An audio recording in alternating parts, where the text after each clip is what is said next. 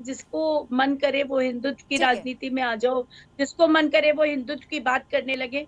लेकिन ये मैं ब्रजभूषण जी के साथ खड़ी हुई हूँ, उनके इस बयान के साथ खड़ी हुई हूँ कि कम से कम अपने जिस ठीक है। परिवार से वो आते हैं और जो जिस लीगेसी को वो फॉलो करते हैं, उनको चाहिए कि वो अयोध्या के साथ खड़े रहते, वो उत्तर भारत के साथ खड़े रहते, लेकिन उनके बयान लगातार ठीक है। क्षेत्रवाद को प्रमोट करते रहे।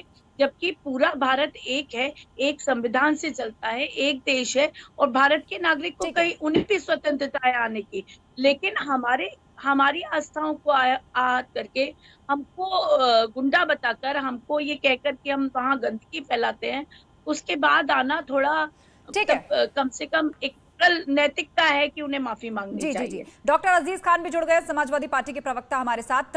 अजीज खान जी, ये बताइए कि आज हिंदुत्व का पुरोधा हर पार्टी जो है वो खुद को साबित करना चाहती है। महाराष्ट्र की स्पेसिफिक बात करें तो यहाँ की सभी पार्टियों में अयोध्या आने की होड़ मची हुई है, लेकिन उसके बीच अब क्षेत्रवाद की एंट्री हो जाती है। नॉर्थ मतलब राज ठाकरे पहले माफी मांगे, ब्रजभूषण शरण सिंह कह रहे हैं, उसके बाद जो नॉर्थ इंडियंस का वो अपमान करते आए हैं, तब उन्हें यूपी में घुसने दिया जाएगा।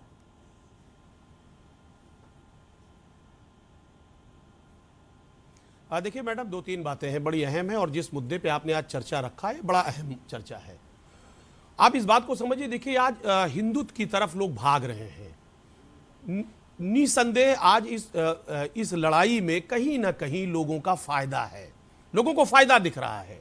और अगर फायदा नहीं होता तो हिंदुत्व की तरफ बढ़ करके और राजनीति में इसे शामिल करके शायद लोग ना देखते। ये मैं जो महसूस कर पा रहा हूं। आज आप देखिए, राज ठाकरे को देखें, किस कदर जो है वो हिंदुत्ववादी विचारधारा को लेकर के आगे बढ़ने का प्रयास कर रहे हैं। इसी तरीके से दूसरी पार्टियां भी, दूसरे लोग भी इसी काम को करने से बिल्कुल कोई हिचक नहीं कर रहे हैं, लगातार वो प्रयास कर रहे हैं। मैं दो तीन बातें कहना चाहूंगा।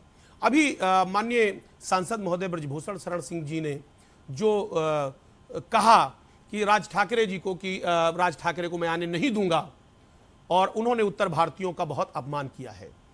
मैं और मुद्दों पे तो बिल्कुल इत्तेफाक नहीं रखता बीजेपी से और ब्रजभूषण शरण जी से, लेकिन जो ये मुद्दा है ये वाकई में बहुत ही ज्वलंत मुद्दा है। ये वही राज ठाकरे जी हैं जिन्होंने उत्तर भारतीयों को बहुत अपमानित किया, यहां के लोगों को बहुत अपशब्द कहा। और आप जानिए कि जब यहां के लोग रोजी रोटी कमाने के लिए मुंबई गए, महाराष्ट्र जाते थे, आप अंदाजा लगाइए कि उनको किस तरीके से उन्होंने अपमानित किया। और वही उत्तर भारतीय, आज आप देखिए कि उन्होंने महाराष्ट्र की इकोनॉमी बढ़ाई, उस इकोनॉमी में कभी कभी भी चर्चा नहीं किया, कभी इन्होंने तारीफ नहीं की, हमेशा उत्तर भारतीयों को अपमानित किया। तो आज जिस तरीके से माननीय मतलब अजीज खान जी, आप ये कहना चाहते हैं कि ब्रजभूषण शरण सिंह ने जो कहा है कि यूपी में घुसने नहीं देंगे, वो सही है?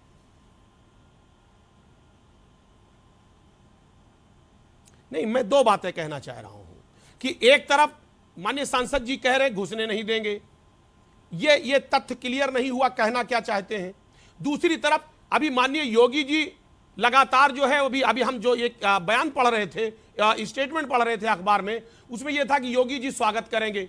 तो साहब, सांसद जी उनका विरोध करेंगे और योगी जी स्वागत करेंगे, तो ये कॉन्ट्रडिक्शन नजर आ रहा है। दूसरी बात, अभी राज ठाकरे जी ने जिस तरह लाउड स्पीकर को लेकर के बहुत हु हल्ला किया पूरे महाराष्ट्र में, अलग अलग जगह उन्होंने धरना दिया, प्रदर्शन किया, तमाम तरीके की बातें की, उसमें बीजेपी साथ थी। तो बीजेपी पहले स्पष्ट करे कि राज ठाकरे के साथ है, उनकी नीतियों के साथ है, उनके विचारधाराओं के साथ है, डॉक्टर अजीज खान, ये सवाल आनंद दुबे के पास हम लेकर चलेंगे। ठीक है, कहीं राजनीतिक लाभ लेना चाहिए। ठीक है अजीज खान, ये बहुत महत्वपूर्ण प्रश्न आपने उठाया है, ये इस सवाल का जवाब आनंद दुबे जी देंगे, लेकिन उससे पहले विक्रम सिंह यादव शिवसेना लीडर हमारे साथ जुड़ गए हैं। विक्रम सिंह जी, ये बताइए, ये होड़ लगी हुई है क्या? राज ठाकरे जा रहे हैं अयोध्या, अभी हाल ही में जो लाउडस्पीकर और हनुमान चालीसा को लेकर उन्होंने बयान दिया था महाराष्ट्र के अंदर, तो क्या शिवसेना को ये तो नहीं लग रहा कि हिंदुत्व की पिच पर हम कहीं पीछे ना छूट जाए, इसीलिए वो अयोध्या, तो अब आदित्य ठाकरे भी पीछे जा रहे हैं? नहीं, देखिए, उद्धव जी हो या उनकी फैमिली से जो भी आ रहे हैं, वो तो अयोध्या पहले भी आते रहे हैं, कोई नई बात नहीं है। ये तो राज ठाकरे से पोस्टर लगाए ना, नकली से सावधान, इसलिए मैंने सवाल पूछा। हाँ बिल्कुल। कौन नकली? राज ठाकरे? जब हिंदुत्व की बात आती है तो ये सब लोग छुप जाते हैं, कोई सामने नहीं आता है। जैसे बाबरी मस्जिद गिराने का मसला हो, उस टाइम कोई आगे नहीं आया। बाला साहब ठाकरे ने डंके की चोट पे कहा था कि हाँ, अगर शिवसैनिकों ने गिराई है तो मेरे लिए गर्व की बात है। राज ठाकरे तो कह रहे हैं ना कि लाउड स्पीकर, देखिए लाउड स्पीकर, हनुमान चालीसा, उस सबके लिए स्टैंड तो राज ठाकरे नहीं लिया। आप कह रहे हैं कि जब बाकी मुद्दे होते हैं तो वो आगे नहीं आते। नहीं, देखिए बाला साहब ठाकरे ने जब ये मुद्दा लिया था तो उन्होंने इसका समाधान भी किया था, और उसके बाद तो सुप्रीम कोर्ट की जो गाइडलाइन जो बन गई थी उसके हिसाब से कानून का पालन हो रहा है, उसके हिसाब से सारी चीजें चल रही हैं। देखिए हमारे इसमें जिसने जो परमिशन ले रखी है वही लाउड स्पीकर चल रहे थे, इलीगल कुछ नहीं है। तो ये तो सारी चीज, ये सब सरासर अब एक तरीके से मुद्दे को उठाना, ये तो कहीं न कहीं एक राजनीति के लिए भगवान को इस्तेमाल करना, धर्म को इस्तेमाल करना, वो चीज सही नहीं है। आप राजनीति के लिए अच्छा, मुझे ये बताइए, महाराष्ट्र में अवैध तरीके से चल रहे कितने लाउड स्पीकर आप लोगों ने उतरवाए? क्योंकि राज ठाकरे ने यूपी का भी उदाहरण दिया है कि शांतिपूर्ण तरीके से 1 लाख लाउड स्पीकर उतरवा दिए गए, बहुतों की वॉल्यूम कम करा दी गई। तो वो वहां पे लाउड स्पीकर लगवाने की बात क्यों कर रहा है राज ठाकरे? महाराष्ट्र में वहां पे लगवाने की बात क्यों कर रहा है? उन्होंने तो ये कहा कि अगर आप लाउड स्पीकर नहीं उतरवाएंगे तो हम हनुमान चालीसा पढ़ेंगे।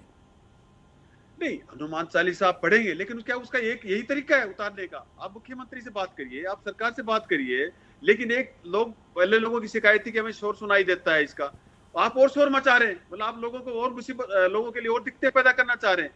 देखिए ये कहीं की एक सियासत के लिए सब कुछ हो रहा है। उनको अगर कुछ इस चीज का समाधान करना था वो सरकार से बात करते, मुख्यमंत्री से बात करते, या अपना कोई और प्रोटेस्ट करते, लेकिन इस तरीके से करना ये तो एक लोगों के लिए और दिक्कत पैदा करने वाली बात थी।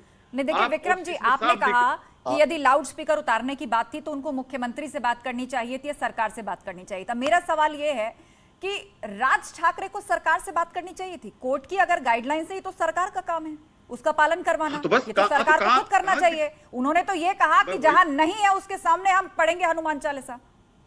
मैं आपसे वही तो कह रहा हूँ कि कानून का पालन हो रहा है, ये खामखा का आंदोलन कर रहे हैं। ये अच्छा ठीक है, एक आंकड़ा दे दीजिए, एक आंकड़ा दे दीजिए, इससे पहले हम आनंद दुबे के पास जाए। एक आंकड़ा दे दीजिए, महाराष्ट्र में कितने लाउड स्पीकर आप लोगों ने उतरवाए या फिर कितनों की वॉल्यूम कम की?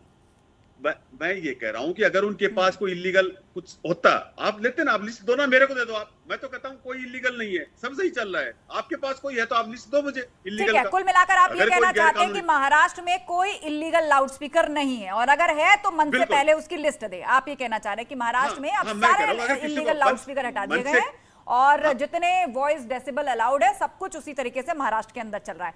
आनंद दुबे जी, थोड़ी देर पहले सपा ने आप पर आरोप लगाया और कहा, डॉक्टर अजीज खान का यह सवाल था कि आप पहले तो यह स्पष्ट करिए कि क्या आप राज ठाकरे के साथ हैं या उनके खिलाफ हैं, उनकी नीतियों के साथ हैं या उनके खिलाफ हैं, क्योंकि उन्होंने उत्तर भारतीयों को लेकर बहुत से बयान दिए हैं पूर्व में। देखिए, यहाँ बात किसी के साथ रहने और किसी के साथ नहीं रहने की नहीं। अयोध्या में भगवान राम का भव्य राम मंदिर का निर्माण हो रहा है। इस देश का कोई भी व्यक्ति वहां आकर दर्शन कर सकता है, भगवान राम का पूजन अर्चन कर सकता है। उद्धव जी भी आए, राज ठाकरे जी भी आए, और जिसकी इच्छा हो वो आए। लेकिन एक चीज मैं बहुत स्पष्ट कहना चाहता हूं कि उद्धव जी जो एक वक्त में हिंदू हुआ करते थे, अब इच्छाधारी हिंदू बन चुके। कांग्रेस की संगत में आकर वो इच्छाधारी हिंदू बन चुके। कहा है किसी ने ना कि बस कुसंग चाहत कुशल जिय रहीम अफसोस।